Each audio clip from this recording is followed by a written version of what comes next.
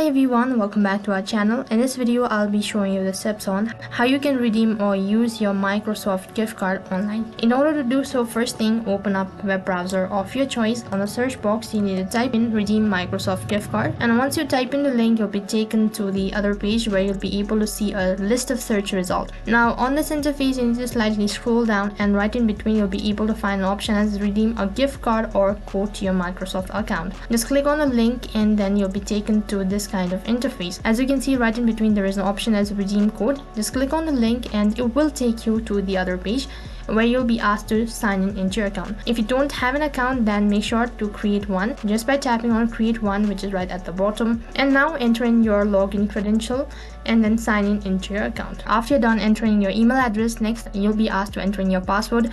After you're done entering your password, click on the sign in button in the bottom right corner of your screen. Well, as you can see, you'll be directly taken to the redeem page where you need to enter in your 25 character code that will be on your card. And once you're done entering your 25 code, you can also go through all of these statements right on top. And after you're done entering your characters, click on next, and on the other interface you'll be asked to provide in some additional details such as entering your PIN.